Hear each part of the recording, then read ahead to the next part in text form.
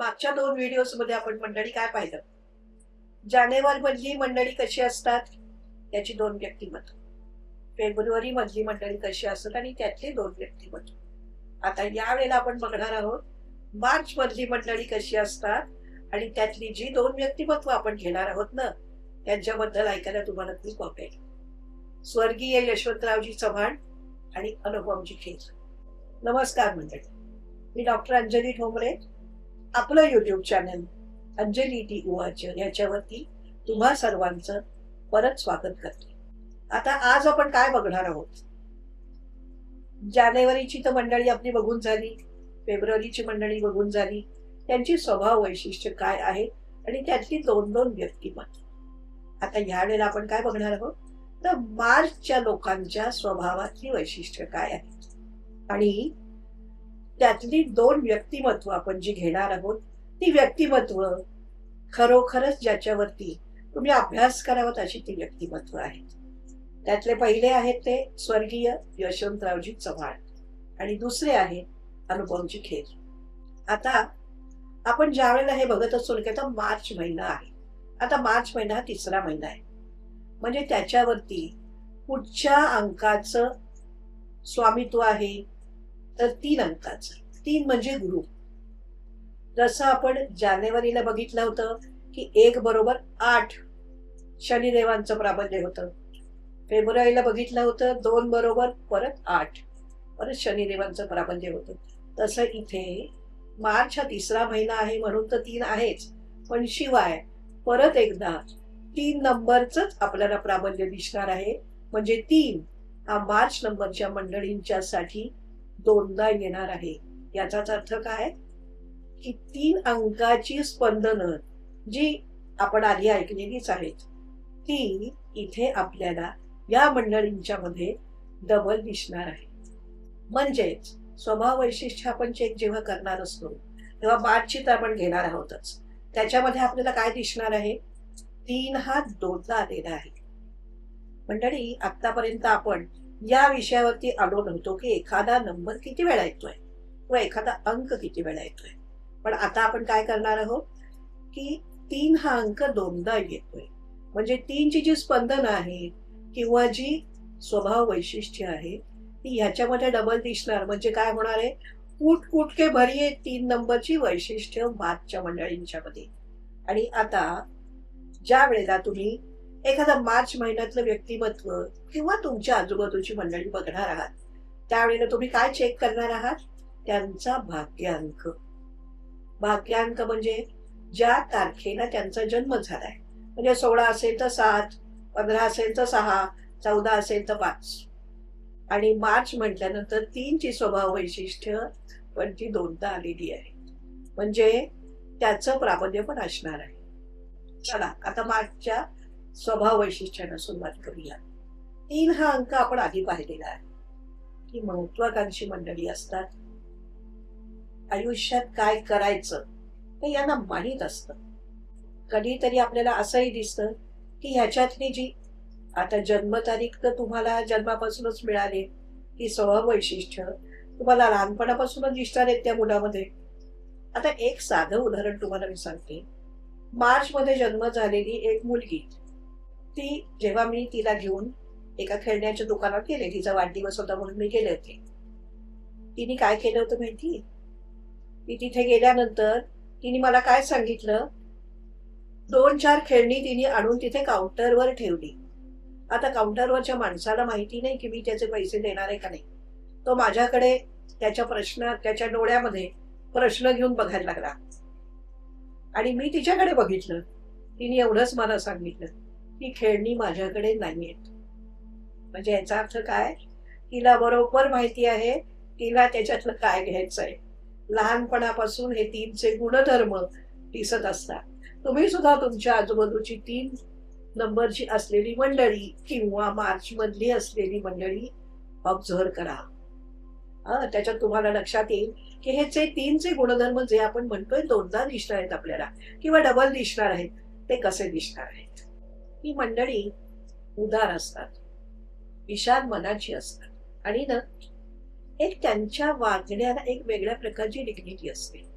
एक ठराविक पातळीच्या खाली जायला त्यांना नाही आवडत आणि हे त्यांच्या बोलण्यात पण आपल्याला जाणवत असतात. समजूतदार असतात. तसंच इंट्युशन म्हणजे पुढे घडणाऱ्या एखाद्या गोष्टीची आधीच चाहूल लागणं, हा भाग पण त्यांच्याकडे असतो. महत्वाकांक्षी असतात हे तर आपण पाहिलंच होतं. परंतु महत्वाकांक्षा अशा ह्याच्यातनं त्यांची आलेली असते की ते ज्या विषयात काम करत असतात किंवा ज्या डिपार्टमेंटमध्ये ते काम करत असतात त्याच्यावरचं वरवरचं नॉलेज त्यांना नको असतं. त्यांचं काय मत असतं, मी ज्याच्यात काम करतोय त्या विषयाचं खोलवर नॉलेज माझ्याकडे असलं पाहिजे. ही मंडळी विश्वासू पण असतात. त्यांना कायदा, सुव्यवस्था किंवा नियम या गोष्टींचं पालन करायला आवडतं.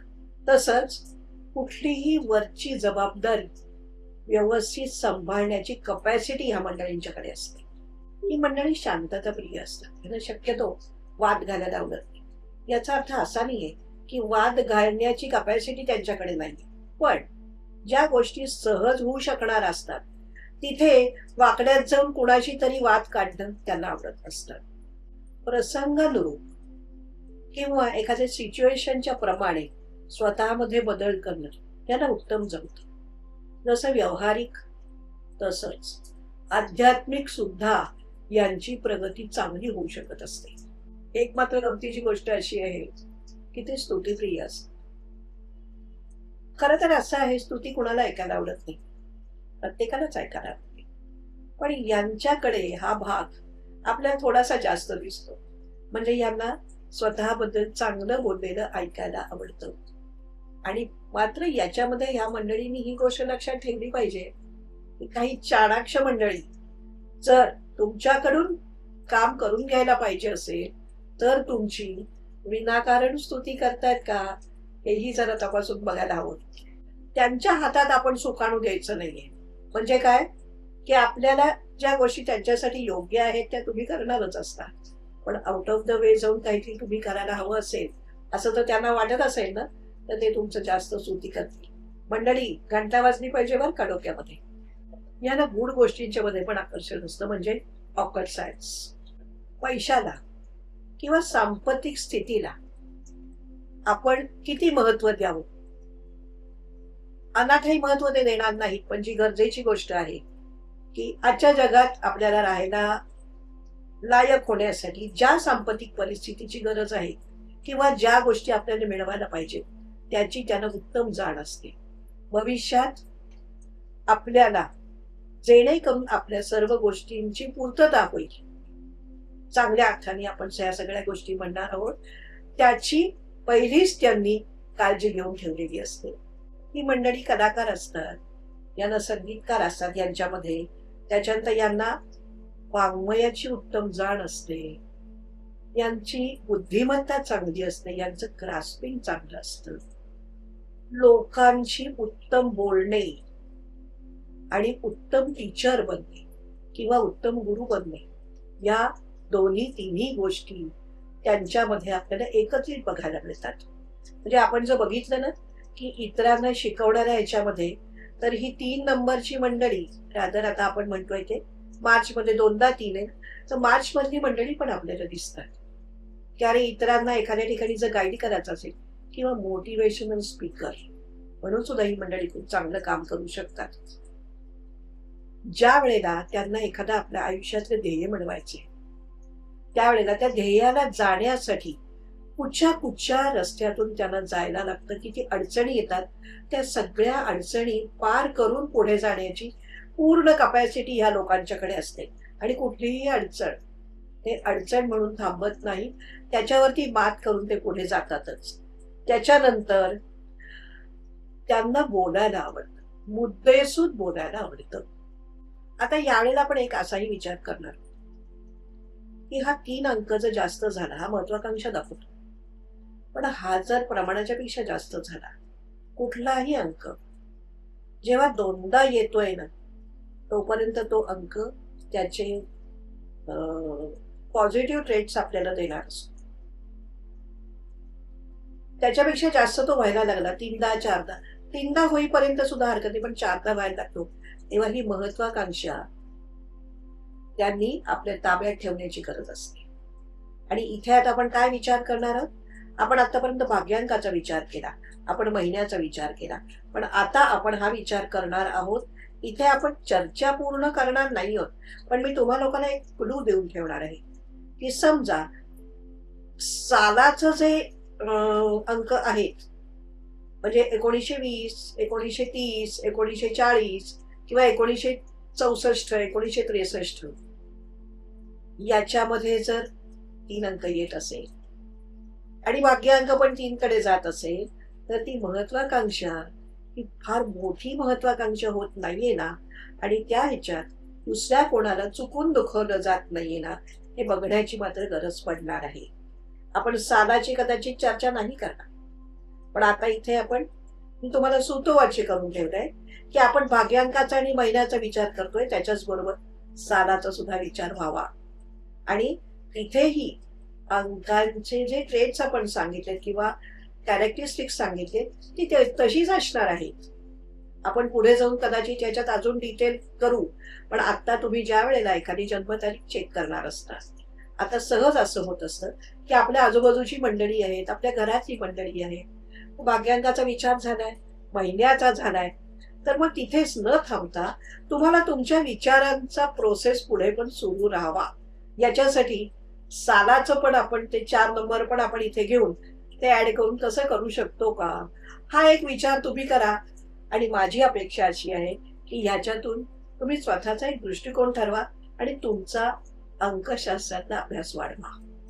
आता आपण पडणार आहोत ती 2 व्यक्तिमत्व आपण बघणार आहोत. सगळ्यात पहिल्यांदा आपण बघणार आहोत स्वर्गीय यशवंतरावजी चव्हाण, 12 मार्च. मंडळी इथे लक्षात घ्या, भाग्यांक पण 3 आहे, पण प्युअर 3 नाहीये, 1 आणि 2 नी मिळून झालेला 3 आहे. मार्चचे 2दा 3 भाग्यांकातला, आता 1 आणि 2 नी मिळून झालेलं म्हणून हाफ 3 करूया आपण. तर आता आपल्याला हे गुणधर्म कसे कसे दिसत आहेत, आपल्याला पुढे जाऊन काय मिळवायचंय हे त्यांना पूर्ण माहित होतं. म्हणजे राजकारणामध्ये एक वरच्या स्तरावरती जाऊन समाजासाठी काम करणं, त्यांच्यासाठी काहीतरी आदर्श गोष्टी घडवून ठेवणं, हे त्यांचं तर गोल होतच. पण त्याच्याच बरोबर आपण जे म्हणतोय ना, ग्रास्पिक उत्तम, कलाकार किंवा बाकी सगळ्या गोष्टी, तर ह्याच्यामध्ये ना यशवंतरावजींना कवी, कलाकार, नंतर नाटककार, या सगळ्या मंडळींची किंवा लेखक मंडळी, त्या सर्वांशी त्यांचे अत्यंत चांगले संबंध होते. म्हणजे त्या काळातले आचार्य अत्रे, पु ल देशपांडे, या सगळ्या लोकांची काव्यशास्त्र विनोद ह्याच्यावरती सुद्धा चर्चा करत असताना यशवंतरावजी कुठेही कमी पडत नव्हते. आणि याच्यात आणखीन एक महत्वाची गोष्ट तुम्हाला मी सांगू इच्छिते की त्यांचा स्वतःच सुद्धा साहित्य संपदा होती. महाराष्ट्राचे मुख्यमंत्री म्हणून त्यांनी काम केलं होतं, त्याच सुमाराला सुद्धा काही लिखाणं त्यांना स्फुरत होती. युगांतर, कृष्णाकाठ, याच्याशिवाय आणखीन अशी 2-3 मला वाटतं अजून काहीतरी छान ग्रंथ संपदा त्यांची होती. आणि हे सुद्धा त्यांनी, म्हणजे राजकारणात असून पूर्ण वेळ त्यांनी राजकारण केलं. त्यांनी समाजासाठी एक वेगळ्या प्रकारचं उदाहरण घालून दिलं की व्यक्ती एखादं काम किती चांगलं करू शकते. आणि आपण विसरूच शकत नाही की त्यांचे जे शिष्य आहेत त्यांनी सुद्धा किती चांगल्या प्रकारे काम केलं. म्हणजे त्यांच्यासाठी सुद्धा इन्स्पिरेशन ही यशवंतरावजींनी घालून दिली. आजही म्हणजे मला आठवतंय की अजितदादांच्या एका भाषणामध्ये त्यांनी सांगितलेलं होतं की आम्ही कुणाच्या आदर्शांच्या वरती चालतोय, तर आपण यशवंतरावजींच्या आदर्शांवरती चालतोय. म्हणजे समाजाच्या पुढे एक चांगलं उदाहरण घालून देणं व खूप चांगलं काम करणं, हे या व्यक्ती कशा करू शकतात. फक्त त्याच्यामध्ये ऍडिशनल आपल्याला काय दिसलं होतं की त्यांचा भाग्यांक. आणि एक गोष्ट महत्वाची अशी आहे की त्यांचं साल होतं 1913, तिथे पण एक 3 आपल्याला मिळालेला होता. म्हणजे हे जे सगळे 3चे गुणधर्म आहेत हे सगळे त्यांच्यामध्ये किती खच्चून भरले होते बघा ना. आणि त्यांनी त्यामुळे समाजाला किती वेगळ्या प्रकारचं एक त्यांनी वळण दिलं आणि आपले महाराष्ट्राचे मुख्यमंत्री म्हणून सुद्धा त्यांनी खूप यशस्वी त्यांची कारकीर्द झालेली आहे. आता पुढचं व्यक्तिमत्व जे आपण बघणार आहोत ते आहेत अनुपमजी खेर. कोण व्यक्ती अशी आहे की ज्यांना ते माहीत नाहीत? 7 मार्च, जसं इथे 2दा 3 आलाय ना तसा 7 आहे. आता 7 नंबर आपल्याला काय सांगतो की कुठल्याही गोष्टीवरती ना वरवर विचार न करता खोलवर विचार. म्हणजे 3च्या ह्याच्यातलं आपण पाहिलंच आहे, म्हणजे मार्च मधलं आपण पाहिलंच आहे, पण 7 नंबर पण आपल्याला हे सजेस्ट करतो की कुठेही वरवर ते विचार करून काम करत नाही. आणि ज्या वेळेला अनुपमजींनी बॉलिवूडमध्ये एंट्री केली त्यांचा पहिला चित्रपट कुठचा होता? सारांश. आणि त्यामध्ये त्यांनी जी वडिलांची भूमिका केलेली होती, काय त्या भूमिकेची डेप्थ होती. म्हणजे ते बॉलिवूडमध्ये ते त्यांचा पहिला पिक्चर आला आणि पहिल्या पिक्चरलाच ते एस्टॅब्लिश झाले बॉलिवूड. आता जर आपण बघायला गेलो ना तर 500 पेक्षा जास्त चित्रपटात त्यांनी काम केलेलं, 100 पेक्षा जास्त नाटकांमध्ये त्यांनी काम केलेलं आहे. 40 वर्ष ते कार्यरत आहेत. त्याच्यानंतर डायरेक्टर, प्रोड्युसर म्हणूनही त्यांनी काम केलेलं आहे, लेखक म्हणून सुद्धा. त्यांना पद्मभूषण या पदवीने सन्मानित केलेलं होत आहे. आणि पुण्यातील फिल्म अँड टेलिव्हिजन इन्स्टिट्यूट इथे त्यांनी चेअरमन म्हणून पण काम केलेलं आहे. त्याच्यानंतर लेखक म्हणून पण त्यांची स्वतःची पण साहित्य संपदा आहे. म्हणजे आपण जे बघतोय ना, यशवंतरावजींचं फील्ड वेगळं, अनुपमजींचं फील्ड वेगळं, पण मार्च मधले म्हटल्यानंतर ज्या कॉमन गोष्टी आपल्याला दिसत आहेत त्या दोघांनाही काहीतरी उत्तम लिखाण करायची इच्छा झालेली होती. पण याच्यामध्ये काय आहे, त्यांनी एक वेगळ्या प्रकारे यशवंतरावजींनी आपल्याला एक आदर्श घालून दिला. अनुपमजींनी आणि काम काय केलं, म्हणजे आता हे डबल 3 आहेत, हे उत्तम शिकवू पण शकतात. तर ऍक्टिंग इन्स्टिट्यूट, ऍक्टिंग प्रिपेअर्स याच्यामध्ये ही जी मुंबई बेस्ड जी त्यांनी ही जी इन्स्टिट्यूट आहे त्याच्यामध्ये अनुपमजी ऍक्टिंग शिकवत असतात. आणि तसंही त्यांचं काम बघून अनेक लोकांनी ऍक्टिंग त्यांच्या हे बघून शिकलेलंच असणार. म्हणजे फील्ड जरी वेगवेगळी असली ना तरी सुद्धा मार्च मधला जन्म म्हटल्यानंतर त्यांना जे लेखनातून व्यक्त व्हावं सारखं वाटतंय हा एक भाग तिथे आहेच ना. आणि आजही अनुपमजी ते काम करतायत की याच्यामध्ये आपण बघतो की एक इतकं पारदर्शक व्यक्तिमत्व आपल्याला दिसतंय. आता यशवंतरावजींचं आपण बघितलं होतं की 1913, पण अनुपमजींचा जन्म आहे 1955. म्हणजे मंडळी लक्षात घ्या, इथे 2दा 3 आहे, इथे 2दा 5 आहे. 5 हा कम्युनिकेशनचा नंबर आहे. कम्युनिकेशन कुठल्याही पद्धतीने असू दे, बोलताना असू दे, लिखाणातही असू दे, त्याच्यातही माणूस व्यक्तच होतोय ना. तर आता हे जे त्यांनी पण लिहिलेली काही जी पुस्तकं आहेत त्याच्यातून त्यांचे इतके विचार प्रगट चांगले झालेले आहेत. वेगळेपण आणि मार्चची साम्यता. मला वाटतं मंडळी या व्हिडिओमध्ये तुम्हाला बऱ्याचशा काही गोष्टी गवसल्या असतील. आज आपण इथेच ना, पण आपलं जे YouTube चॅनल आहे अंजली टी गुवाचे, तुम्ही जर प्रथम बघत असाल तर सबस्क्राईब करा, तुमच्या मित्रमंडळींना शेअर करा आणि तुमची कमेंट्स पास करत राहा. त्याच्यावरती मला पाठवत राहा. मला ती वाचायला फार आवडतात. त्याच्यावरून जर काही गाईडलाईन मिळाली तर पुढच्या व्हिडिओजमध्ये मला नक्कीच बदल करता येतील, रादर सुधारणा करता येईल. धन्यवाद.